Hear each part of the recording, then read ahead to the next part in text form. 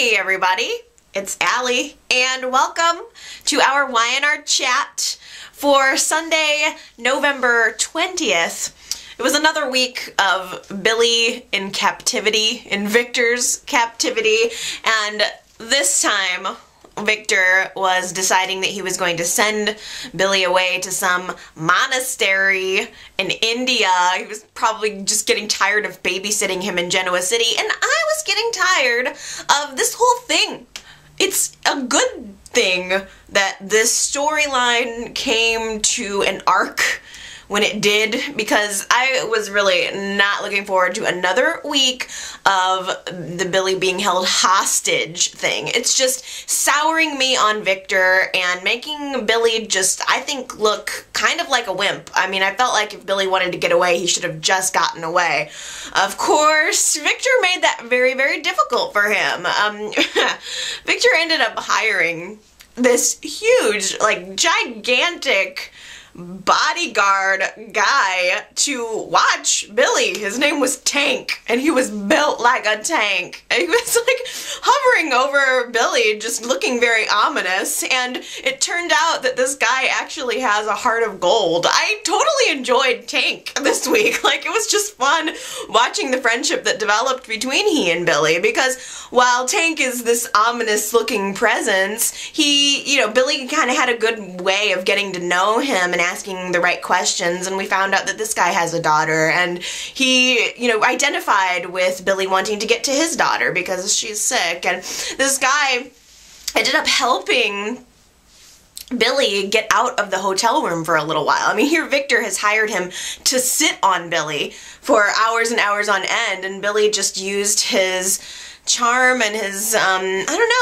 kind of getting empathy from Tank in order to get out of the hotel room and have one last visit for Delia, because here Billy feels like dead man walking. Victor's pretty much got it all sewn up, gonna send him off to this place in India where there's no electricity, no phone, no nothing, and he's realizing that he's gonna have a miserable life until Kane can actually find some evidence that would help him out. But until then, he just wants to see his daughter one more time, and Tank helps him get out there to see his daughter, and it was just cute. There was like this just little chemistry between Billy and Tank that was fun. Billy ended up covering for him so that Victor wouldn't get mad about them slipping away, and then Victor bought the plane tickets and sent both of them off to the airport to hopefully get rid of Billy forever in Victor's mind. Now, I just had one little idea that I wanted to run by you guys. Maybe it's just me, but again, I found Tank to be very charming, and I'm thinking that maybe we could bring him home for Jill to play with. Like, Jill needs a new playmate, and I can totally see Jill taking one look at Tank and like her mouth dropping to the floor, because if Tank is proportional, shall we say, then I'm sure he and Jill would have a lot to talk about. I just thought that would be a really cute pair. And it added some lightheartedness to what was otherwise a very dark situation. I have for weeks just been getting increasingly disgusted with Victor and what he's doing. It's just almost shocking that he never learns from anything that he ever does. Someone pointed out to me, and I was just thinking about this, what happened to his big epiphany that he had last Christmas, when it was kind of a Scrooged Christmas, I mean, the whole time I'm watching Victor do these horrible things, and I'm thinking, what happened to this new man with the new heart? It seems like he's more evil than ever, keeping Billy away from his daughter when she's sick. And his little visits to Delia in the hospital were not redeeming at all. They were not selling him on me. He was just nothing short of pure evil. He's going to the hospital, looking at her little face, being all sad about missing her daddy. I mean, Delia is crying for her daddy. She's been sick, she's been through this traumatic event, she thinks that he's never come to visit her, and she starts asking questions like, is it because of me? Is Daddy mad at me? Is that why he's staying away? Did I do something wrong? And Victor's just watching this scene, and I'm thinking, I hate you. Here's a man that I've loved for years, and I'm hating him right now. He can't seem to see past the fact that it's not just about him wanting to keep Billy away from Victoria. There's a greater good that Billy does provide. He may not be the best husband, he may not be the best father, but he loves his daughter. That's the one thing we do know about Billy's character. He does love his daughter, he values her, and it was just sad to continue to see Victor driving this wedge between them and trying to cover up what he had done with icing, just by putting icing all over this nasty cake of crap that he created. Like taking a picture of this pony that he just bought to Delia's bedside in the hospital and showing her and making a connection between this pony and Pinkerton, and why don't you come by my house and I'll show you I'll show you this pony that I named after Pinkerton, and just it was so sad because I want to love Victor, and seeing him stand there, like when Victor walked out of the stables with the pony, showing Delia in the car because she can't touch the pony because she's sick, so she can just look outside the car at the pony. Just seeing him standing there with this miniature pony, this white miniature pony, it just it got me in the heart, and I was mourning the loss of Victor, someone who I really loved and appreciated. And at the same time, I'm thinking somebody needs to just arrest this man for kidnapping, because that's exactly what he's doing. Or at the very least, somebody needs to call him out. Somebody needs to grow a pair and call him out. And finally, at the exact right time, Kevin decides to step up, and he gets this, I think, wave of testosterone, seeing this whole situation, knowing exactly what Victor has done, and he decides to confront Victor and just finally says to him, "You're gonna fix this. You've created this mess and you're gonna fix it." And he kind of buckled at the end. Like, I was wanting Kevin to be like, "I'm not leaving here until you fix this, or I'm gonna call you out. I don't care if you're Victor Newman. I don't care if you have all the money in the world. If you don't fix what you've done, I'm gonna tell everyone what you've done." And Kevin kind of buckled at the end, which which made me a little bit sad for him. But at the same time, finally, Kevin came through, and finally we learn in the end that Victor comes through as well. Thank goodness! I could not have taken one more week of this. It came at exactly the right time. So Tank and Billy are sitting in a bar in a New York airport on a layover waiting to head to India, and it was, of course, the same bar where Victoria and Billy had met, I don't know, a year or so ago, and started connecting. It was kind of the beginning of their friendship and into their romantic relationship, that Irish bar with the green beer, and Billy's sitting at that same bar lamenting his life, his relationship, his family, that he's feeling like he's never going to see them again. He's going to be off in India somewhere, and Tank is sitting right next to him, and suddenly we see Tank kind of comes up with this story of, "Oh, are you kidding me? I just got this text from Victor, and he wants me to stay in India with you? Forget that, I'm off this job." And Tank just kind of walks off the job, and you think that that's exactly what happened, and it wasn't until we found out a little bit later, while Victor was still at the stables, that it was him. He actually called it all off. Looking at Victor's face while Delia was in the hospital crying for her daddy, he looked like he was going to cry, but at the time, I didn't think that it was enough to really do anything, that it was enough to break through the wall. But sure enough, finally, in the end, freaking 6 weeks later, Victor decides to finally use the heart that was given to him.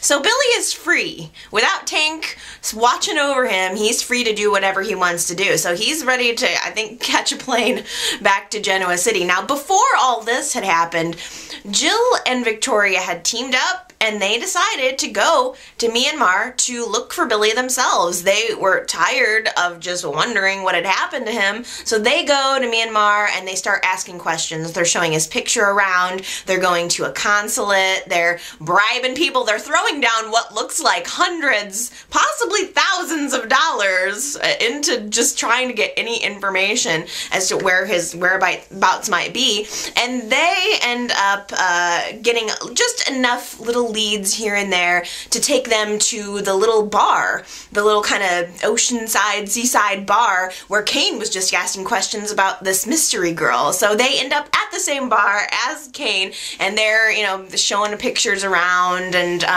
trying to just get any information that they can, when this guy comes up to him, a local guy comes up to him, and he says, "Oh, I know where Billy is. I know exactly where he is." And they're like, "Oh, well, we don't believe you. What's some proof?" And he shows them he happens to have Billy's money clip. It's an engraved money clip. And as soon as the girls see that, they're like, "Oh my gosh, this guy clearly, he must know something about Billy's whereabouts." So he gives them this cryptic message like, "Okay, Billy's in trouble. I'm gonna take you to him. Meet me back here in an hour, and I'll take you right to him." Okay, red flag number one right freaking there. Like, meet me in an hour? If somebody is wanting to help you and genuinely wanting to help you find someone that you're looking for, wouldn't they be like, "Oh my gosh, yeah, you know," even if it's a dangerous situation, they'd be like, "Oh, let me, you know, I'll help you, I'll point you in the right direction." It wouldn't be mysterious, but still, you know, Jill and Victoria are so desperate to find Billy that they walk right into this situation, which luckily Kane, outside of the bar, looks in, sees Jill and Victoria are there, realizes that this is no place for these two women that don't know what the heck they're doing, and he ends up following them because Jill and Victoria meet this guy, this local guy, follow him right into danger, literally walk right into danger. I mean, it was like one of those horror movies where you're going, "Don't do it, don't open the door, don't go into the dark hallway." Like, "Oh, sure, I'll follow you into some old abandoned warehouse part in the rough area of Myanmar. Sure, no problem." And sure enough, as soon as they walk in there, the guy turns around, pulls a knife on him, and he's like, "Yeah, you're coming with me." And it kind of becomes revealed that this is what they do. Apparently, there is a group of local thugs who catch American tourists, plant drugs on them, and take their money and send them off to jail. Like, they go away off to jail, and the locals get the money. And that's, you know, exactly what this guy was planning to do with Jill and Victoria. Although, I think in Billy's situation, it's kind of being implied that that's sort of what happened to Billy too, but I think in Billy's situation, it was probably this American girl who lured him down the path, because we all know exactly what it is that catches Billy's attention. It's you know, the fairer sex, shall we say. So my guess is that this American girl was either in cahoots with the Myanmar thugs, or maybe it was a situation where she had to, you know, get somebody else into a bad situation in order to get herself out of a bad situation. I don't know, but I'm pretty sure she's the one that led him down the path, and he ended up getting the drugs planted on him and thrown into jail. But still, Victoria and Jill in a really dangerous situation, and thank goodness Kane was there, and he followed them, and as soon as things started getting shady with this local thug, Kane jumps out from behind a freaking crate or something and bashes this guy over the head with a 4x4, and then they pursue to have this fist fight, and of course Kane kicks his butt, of course, and of course, like, Kane gets his cred back. He gets some cred back with me. You know, I was glad to see him in a situation where he finally helped out his family a little bit. Kane was good this week. You know, he is just starting to, I think, realize that maybe the lies are not helping him, and that maybe at some point he might need to be honest, because the entire time Jill is trying to be really strong. She's worried about her son. You know, she's known that Billy is kind of a troublemaker for a while, and she's felt responsible because, as she kind of said or as Catherine actually said in a later argument between the two, you know, Billy went from being this kid who was out dating Mac, who is a very altruistic person, and he was out building houses for homeless people, and then all of a sudden he turned into this gambler, this compulsive gambler, drinker, this just all around kind of bad seed, and Jill feels responsible for that. So the entire time she is in Myanmar looking for Billy with Victoria, she's trying to remain strong. She doesn't want to scare Victoria. If Jill starts to show that she's scared, Victoria gets freaked out and it's just a bad situation. So Jill's holding all of her fear inside, and finally Kane can't take it anymore. He has a private moment with Jill on the jet back to Genoa City where he just breaks down and says, you know what? Billy's not dead. He's fine. I know that he's not dead. And I don't know how much exactly he told her. I think that he wasn't able to really reveal all of the details, but I do think that he told her enough so that she felt relieved that things were going to be fine, that her son wasn't dead.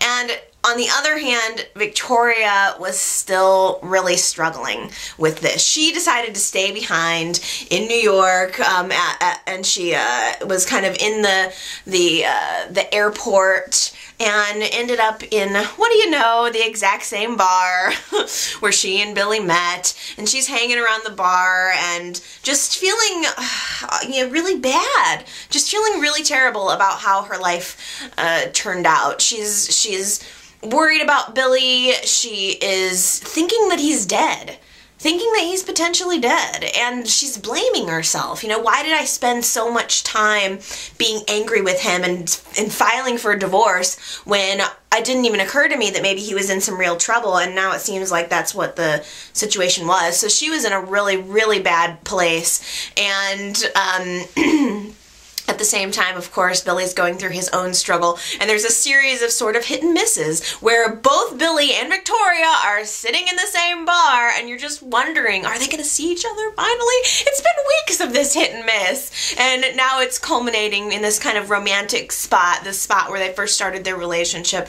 and you're just waiting for him to see one another. When's it going to happen? And finally, Billy's just sitting at the bar, slugging back beers and shots, and Victoria just sees him kind of from the back, you know, and she just senses, she just kind of knows and walks right up to him and says, Billy?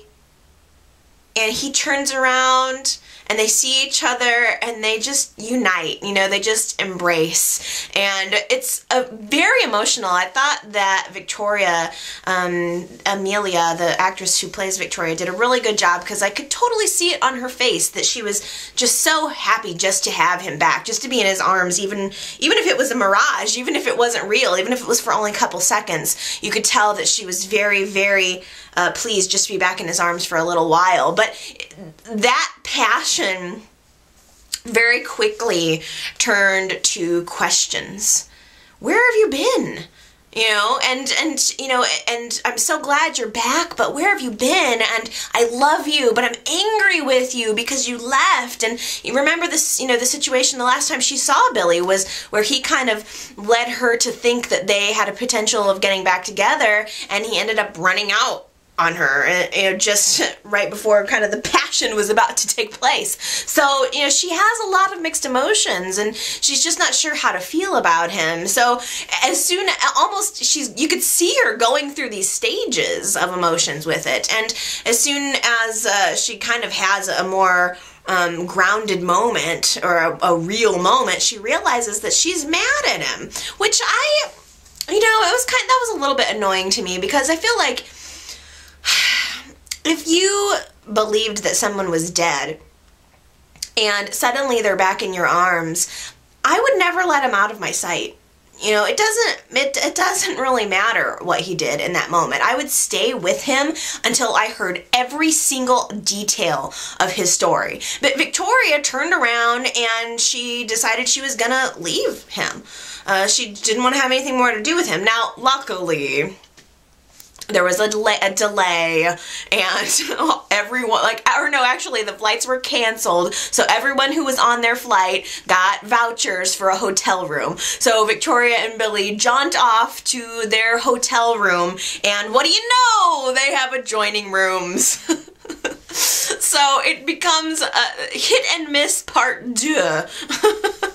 Where they're opening, like, there's that door that joins the two rooms, and Billy's opening the door, but she's not on the other side, and then he closes it, and Victoria opens the door, but he's not on the other side, and it's just this little game almost that they're playing, until finally they both open up the door at the same time, embrace, and fall backwards into bed. And start to, reconnect. But, like I said, I do feel like they owe it to each other to have these conversations, even if it's difficult, Billy owes Victoria an explanation, and he should have been grabbing her and hunting her down and doing everything that he could do to make her understand, and she should have been staying with him to try to understand. It's been weeks of these two longing for each other, wanting to talk to each other and sending emails, and just all of this that's been going on for so long, and then they finally see each other, and that they even spent a couple of moments apart acting like they were still angry is an annoyance to me, because I just feel like if you want to be together and at least talk it out. And I think that that's what we're going to get into next week, which should be pretty good, because the real question here is, Billy, after you got released from your little prison cell in Myanmar, where have you been? And most importantly, is Billy going to reveal to save himself? And why wouldn't he? Is he going to reveal that it was Victor that had held him hostage? I love Stacey Haddock. I think she's a really cool actress. I like what she brings to the scene. Not so sure about Patty. Not so sure about how I feel about Patty. I wish that they would have gotten rid of the Patty character and kept on Emily's character. I like Stacey Haddock, but just seeing the whole Patty thing all over again, it's just not my favorite. Patty's slinking around Genoa City with her Phantom of the Opera, the covered face, and, is trying to sneak around so that Jack doesn't discover who she really is, and getting angry about Jack's relationship with Genevieve, and sneaking into his house and having little fantasy moments where they're together once again, and, she's saying, oh, Jack, oh, Jack, and it's just very same old story. Do you guys feel that way? Is it just me? I don't want to be ultra critical, and again, I do really like Stacey, but just, I feel like it's the same old thing as, it's like the Patty's obsession with Jack storyline is becoming like the Sheila obsessed with Lauren storyline. How many freaking times can you see it? How many times can you see it before you're just like, ugh? Can you come up with something new already? I feel that it needs to be different this time in order for it to be satisfying to me. I'm wondering, what are you bringing to the table that's new, YNR? Because if it's just going to be the same old thing, then I'm really not going to be engaged in the storyline. I hope that the writers have something different in mind, and I guess we'll just have to see. But in the meantime, I do think it will be interesting to see how Patty interacts with Adam, because she knows something. She knows something about whatever it is Adam has done. I don't think that Adam killed Diane, but she seems to know something about his involvement in that. And maybe it was just that he was planning to set up her murder. It may be just something simple, but it could also be something much larger. We'll have to wait and see, because I know that next week we're going to have a lot of interaction between Patty and Adam, and I think, at the very least, Patty seems to have gotten some legs to stand on, and she decides that, you know what, I'm not going to let Adam or anybody else push me around. And she's going to stand up to Adam, and she's going to say, you know what, I know what you've done, and you're going to start doing things my way now. you know, I don't think that I have ever seen as divisive of a couple as Phyllis and Ronan. Everyone seems to have an opinion on Phyllis and Ronan, and they're very opposite. There are people who feel strongly against them for a variety of different reasons. You know, that Phyllis is only using Ronan, that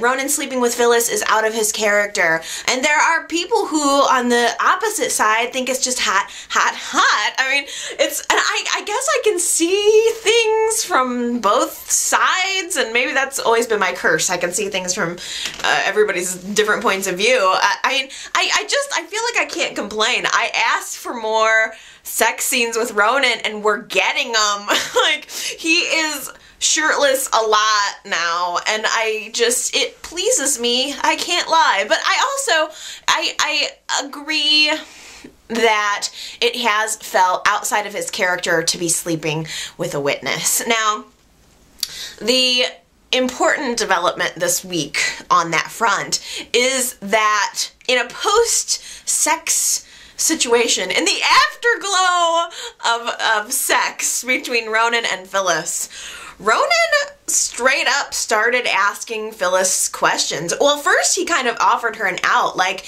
you know, you're in kind of hot trouble with the whole you stole pictures out of a federal courtroom case that's pending against you. If you were to fess up and tell me what exactly happened at the warehouse that night, give me all of the information that you know about this case that I'm working on, then I could possibly make those charges go away. And I'm thinking to myself, wow, Ronan, that was one heck of an interrogation technique. I mean, if that's what it's all been about, then wow, he's really committed to his job. Oh, I'm just kidding. I doubt it. I'm sure that Ronan just had an insatiable urge that he had to quench, a thirst that he had to quench, and that's what it was more about. But I think it's probably good for him that he was able to get some extra information out of Phyllis, and, you know, mutually beneficial. Phyllis is going to be able to get those charges potentially dropped against her, and hopefully that means that we're moving a little bit closer on the Diane Jenkins murder case, because Phyllis did tell him what exactly it was that happened at the warehouse. And while Phyllis contended that it was Adam who played the film for everyone because he was the only one not there, the light went off in Ronan's head, however, and he started realizing that maybe there's someone else on the scene that I hadn't even considered before. What do you know? So he's at least got his little radar up as Patty is in town, so hopefully he will be able to find that out and catch her and solve this case. And I have a feeling too that Nikki is going to be a really important and the only final missing piece of this puzzle. Hopefully when she comes back into town, she'll be able to shine some light on whatever in the heck it is that that has happened to Diane Jenkins that I would love to know the answer to. But in the meantime, we'll just continue to wait and ride it out. Ride it out with Phyllis and Ronan. Now, there was a little interesting scene this week where Phyllis and Ronan had just finished the first time they had sex, you know, as to distinguish from the last time, the other several times they've had sex. They actually had sex like twice in one setting. So after the first time, they were just kind of laying around talking, and all of a sudden, knock, knock, knock, knock, knock, there's a knock on Ronan's hotel room door, and Phyllis runs into the bathroom. You know, she's hiding because of course, from outside, it's Nick saying, "It's Nick Newman, I'm here to talk to you." So Phyllis is like, oh crap, she runs in the bathroom. Ronan lets Nick in, and of course, Avery is with him. Nick has confided in Avery about what's the blackmail is that's been been going on. He's still getting those recorded phone calls of his threats toward Diane. And we did see a scene that revealed this week that it is Patty who has been blackmailing Nick. She had a little recorder and she was holding it up to the phone. And so Nick decided, you know what, I gotta tell Avery. She's a lawyer, maybe she can help me out. And Avery believes that he's innocent, so they both decide to go to Ronan's hotel room in off hours to talk to him about it. And Ronan is super shade-ski. I mean, he's like, this is awkward. You could have told me at any time. I've been asking you questions for a week, and now I've been asking you questions for weeks about this, and now I'm at once finally getting some, and you gotta come and interrupt. What is this? So Ronan kind of blows him off, but Avery is real wise to the situation. She realizes that something's going on because the bathroom door is shut, and like Ronan's just being real shady about it. Avery comes up with this story like, oh, my contact hurts, I need to use your bathroom. And Ronan did like a super quick move to make sure she wasn't able to get in there. And then after she and Nick left, Avery did reveal that that she knew the whole time. I knew she knew. She could probably sense her sister hanging out in the bathroom. So it's a very awkward situation as, you know, Phyllis realizes that Nick and Avery are totally together now, and it was an awkward situation. And one thing that I thought was telling was that after Nick and Avery left, Phyllis comes out of the bathroom and she says to Ronan, you know, Nick and Avery are together now, you know. Nick and I are no longer together. He's with my sister.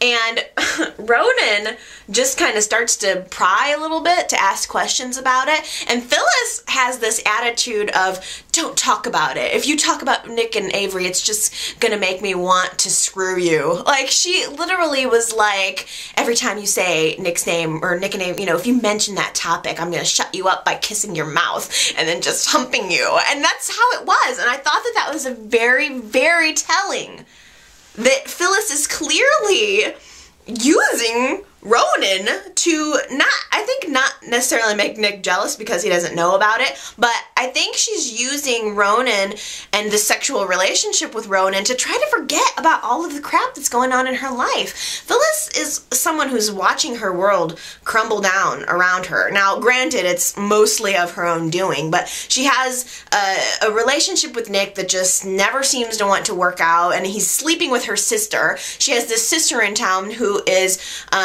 butting into her life and threatening to have her child taken away from her. And of course she has this federal court case these federal charges that are pending against her. So Phyllis is someone whose back is against the wall. And I think that she is using Ronan for kind of an escape, but also it can't hurt to be sleeping with one of the lead cops in Genoa City, or be sleeping with an FBI agent. That certainly doesn't hurt. I mean, she's someone who's in enough trouble to where sleeping with Ronan can help her out.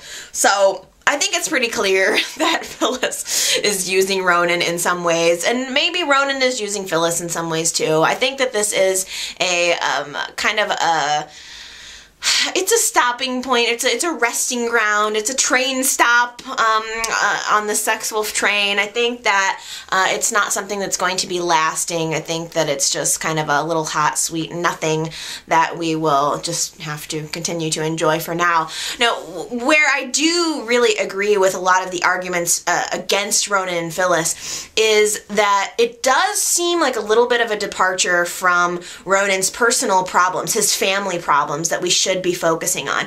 It's been pushed to the side. And we've had plenty of time to see Ronan get sexy with Phyllis, which again, I'm not complaining about, but we've taken a major diversion from his relationship with Nina. It was revealed this week that Ronan actually requested this to be on the Diane Jenkins murder assignment so that he could be in Genoa City to be close to Nina. Christine revealed that to us this week, and I thought that was very interesting. So it seems that Ronan is a really complex character, a really complex character. And I think that after he had the liver transplant, he went away. Maybe his gut instinct was just to get away.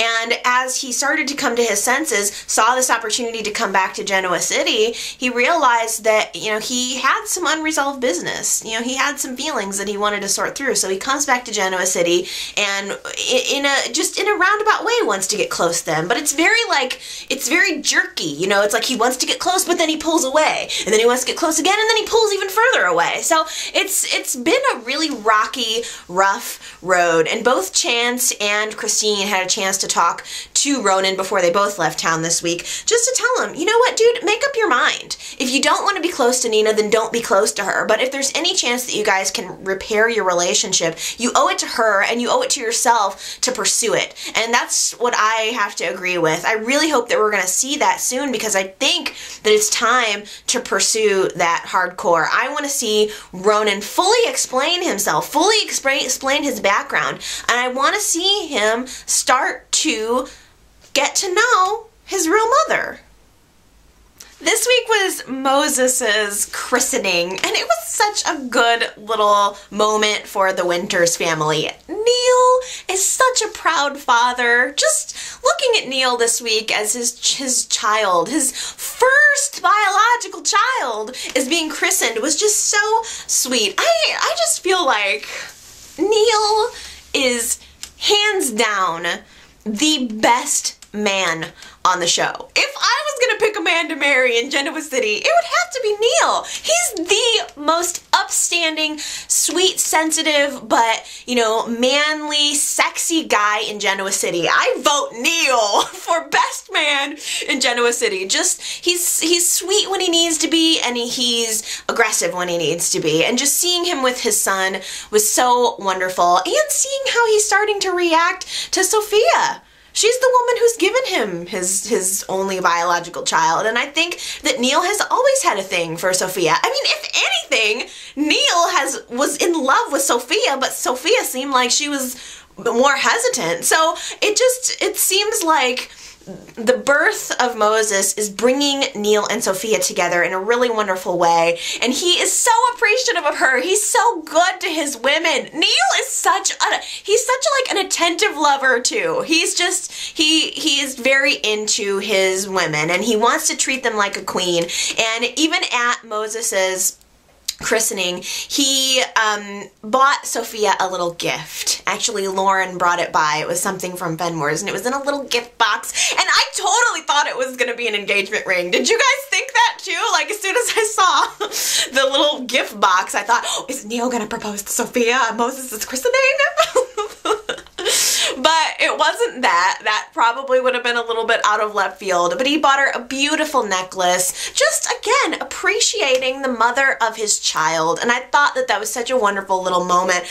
And everybody went to the christening, and it was a very nice little ceremony, and it really just, I think, helped to facilitate, again, the closeness that's developing between Neil and Sophia, because later back at the house, he decided, or maybe it was actually before the christening, he mentioned to Sophia, you know, maybe we should think about getting married.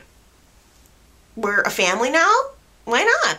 And Sophia kind of cringed a little bit at the idea. I think she was very, first of all, caught off guard by it, but also Sophia doesn't want to be married to Neil if he's only interested in her because of the baby. She wants a real relationship. She doesn't want something that's going to be, you know, a loveless marriage. And so she kind of blew him off a little bit at first, which I think hurt Neil's feelings, but later she started to rethink it.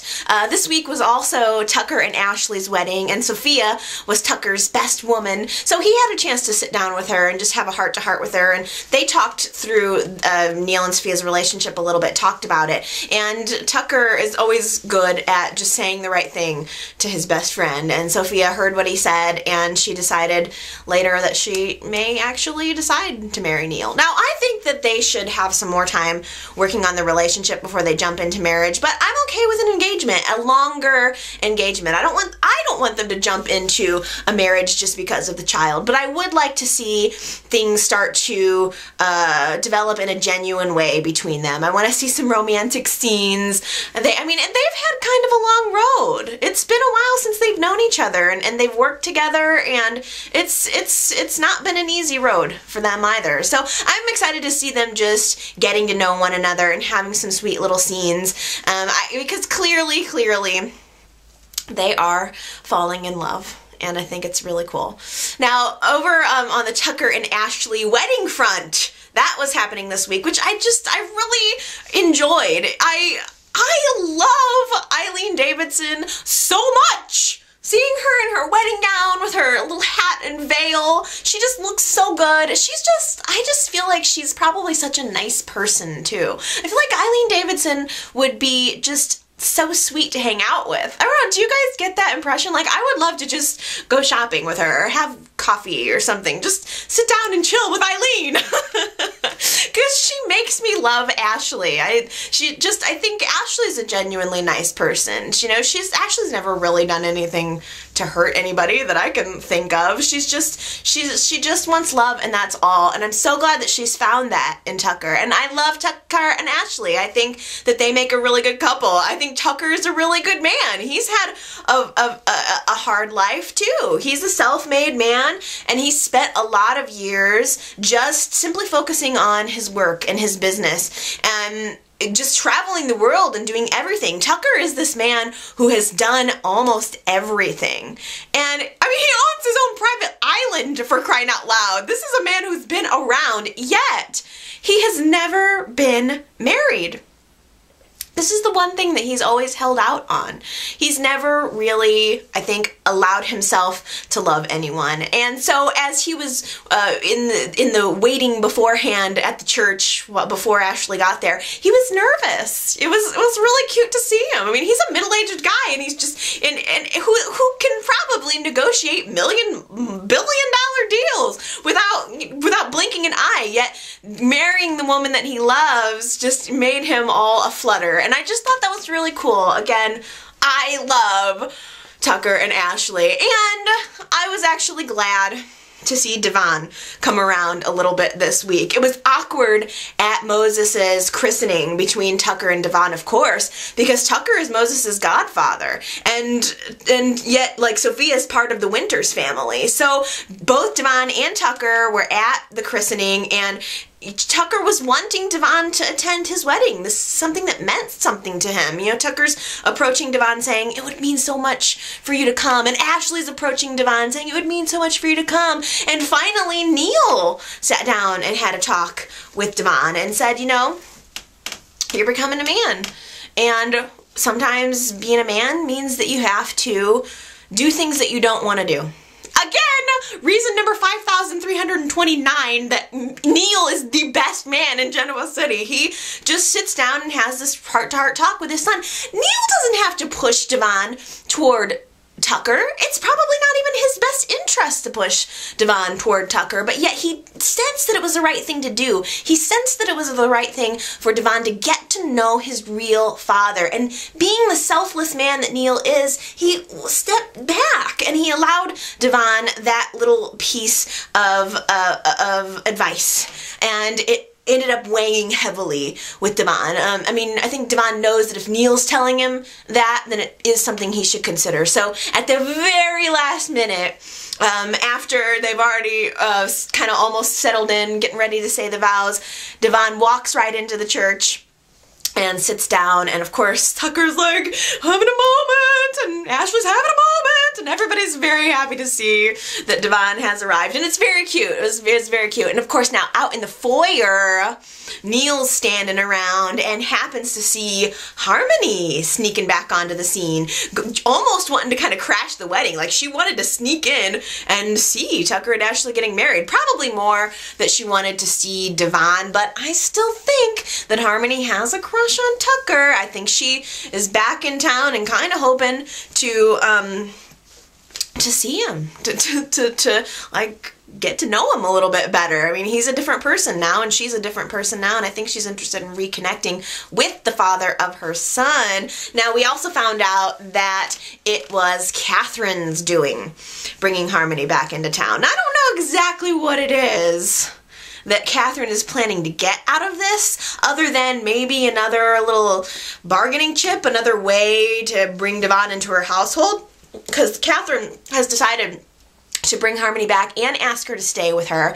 So I'm wondering if it's that, you know, Devon will come visit Harmony at the Chancellor Mansion, and therefore Catherine will get to have a chance to talk to him. And it all seems very manipulative and sneaky on Catherine's part, but a conversation that Devon had with Paul made me think this week a little bit more about Catherine's position. And I do think that Catherine wants to get to know her grandson. And he explained the whole thing about her giving him the music executive deal, or starting the label of Chancellor Industries. Explained it as, you know, she just wanted to find a way to connect with him before telling him that he was her grandson. So just the way Paul kind of explained it made me a little bit more tender toward Catherine, and think, okay, maybe she was not manipulating Devon. Maybe that was just her way of trying to get to know him before dropping this huge bomb on him. And I think that maybe, even though it seems sort of sneaky that she's bringing Harmony back into the picture,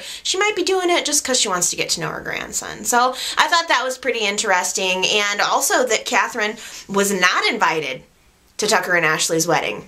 No big surprise, but I think it ate at her a little bit. She is not close with her son. She's never been close with anyone who she thought was that missing child. Even when she thought it was Jill, it was constant bickering between her and Jill. And now that we think it's Tucker, it's constant bickering between her and Tucker. So, you know, Catherine has missed out on a lot of time, and I think that in some ways she's just trying to make up for it. And, you know, maybe that's not such a bad thing, but I think we'll just have to see how it all plays out, and I don't know, I'm looking forward to it. Okay, well, those are my thoughts for this week's show. I hope you guys have enjoyed it. Hey, if you did enjoy it, why not give me a thumbs up on this YouTube video? Tell me how much you like the video. That'll make me happy. And more importantly, leave me a comment. Let me know what you're thinking about this week's show. Now, next week is going to be Thanksgiving, so I'm guessing there's not going to be a Thursday show, and if there is a Friday show, it's probably going to be a classic, or it might also be kind of one of those soft shows where we don't really have a whole lot of movement. So anyway, slice it, next week is going to be a short week, and there is a possibility, just heads up, that I'm just going to do an audio vlog. You know, it's Thanksgiving, I'll be spending time with family, and it's you know, not everybody thinks it's cool that I sit down and point a camera at myself and talk about a show as if it's reality. Some people might think that's weird.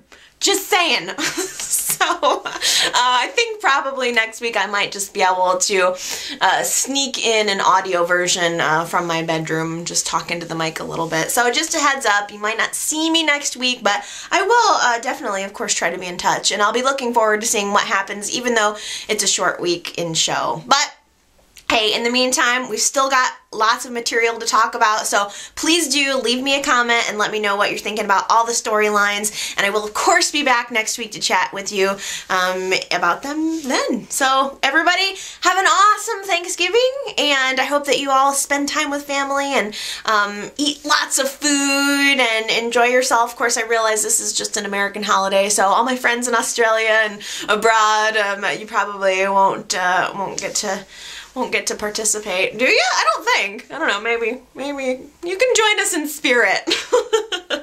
I'll be thinking of you guys, of course, as always. I love you so much, and I'll talk to you next week. Okay, bye.